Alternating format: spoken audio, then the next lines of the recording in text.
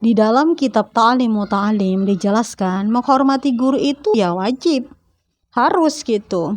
Dengan cara kita melakukan apa yang gurunya suka, meninggalkan apa yang gurunya tidak suka. Sebagai murid tentunya menghormati guru itu harus ya kewajiban gitu. Ya tentu dalam hal-hal yang bukan kemaksiatan kepada Allah.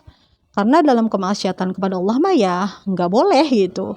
Dan salah satunya menghormati gurunya juga adalah menghormati anak-anak gurunya atau orang-orang yang berkaitan dengan gurunya tersebut gitu.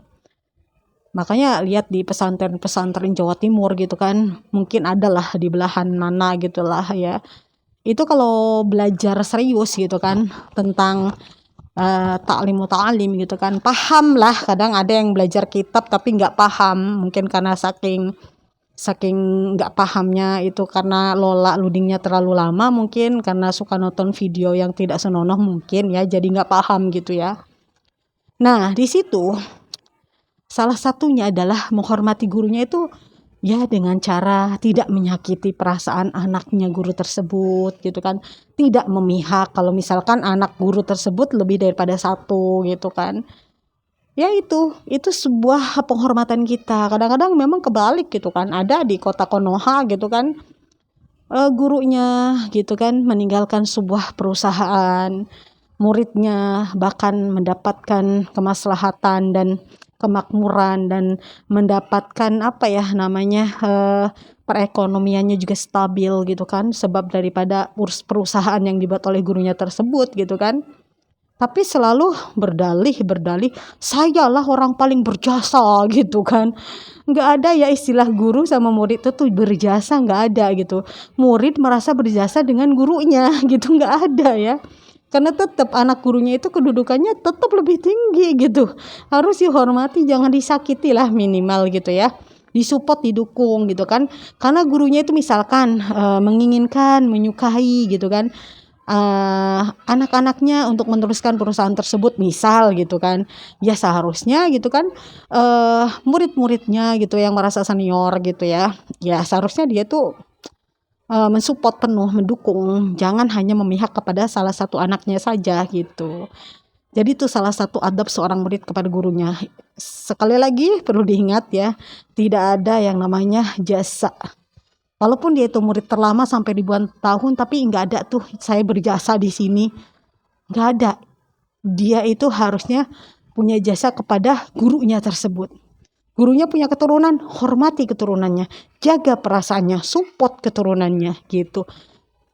Apalagi kalau keturunan itu kan nggak apa ya, hubungannya sangat kuat sekali gitu. Walaupun itu murid, kalau statusnya orang lain gitu kan, bukan nasab gitu ya, ya tetap mereka bukan ahli waris. Tapi kalau keturunan, ya dia nasab kuat, ahli waris gitu. Jadi jangan sampai menyakiti putri-putri atau putra-putra gurunya. Karena itu sama aja soal adab gitu. Ya makanya kan ada sebagian guru yang memang terlalu egois gitu ya. Merasa semuanya bisa gara-gara saya, padahal ya ya gitu ya. Saya alhamdulillah gitu kan bisa bahasa Arab, almarhum ayah saya mengenalkan pertama kali dasar-dasar bahasa Arab. Saya pertama kali hafal Yasin langsung dibimbing sama beliau waktu kelas 3 SD ya. Saya juga menghatamkan hafalan juz 30 juga langsung ke beliau gitu kan. Yang membiayai hidup saya, makan, minum, dan juga sampai ke perguruan tinggi yang memotivasi saya untuk kuliah gitu kan. Melanjutkan kuliah adalah almarhum ayah saya. Beliau adalah bukan apa ya sekedar orang tua, tapi memang beliau adalah guru terbaik sepanjang masalah gitu ya menurut saya gitu, karena saya bisa baca Quran, saya bisa semangat belajar, saya bisa mencintai ilmu berkat didikan beliau gitu. Karena memang saya tidak mondok ya, mungkin kalau mondok sih berbeda ya, karena memang ada orang tua yang memang menyerahkan 24 jam sepenuhnya diberikan pendidikan kepada gurunya di pesantren. Dan bahkan ada yang memang betul-betul anak santri itu ketika mondok belum bisa apa-apa gitu, belum kenal Allah, belum kenal tentang akhirat, belum kenal surga neraka, alif ba ta sa sampai ya juga belum bisa gitu misalkan.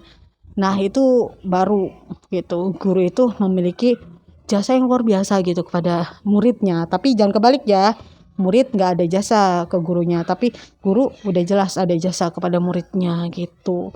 Tapi alhamdulillah saya real orang tua, saya bisa al-fatihah orang tua, saya bisa sholat orang tua, saya mengenal kejujuran di orang tua gitu. Alhamdulillah ya. Makanya nih kalian harus punya buku Ta'lim Muta'alim. Ini mudah banget ya. Terjemahannya bisa dibaca kalau memang kita pekerja gitu kan. Dan gak memungkinkan kita harus ngaji kitab kuning di pondok, ya baca aja lah, yang penting paham kita amalkan gitu. Cek ya di etalase keranjang kuning saya, nanti dibeli bukunya, dipelajari. Ini penting untuk guru, untuk santri atau siswa, dan untuk wali siswa juga.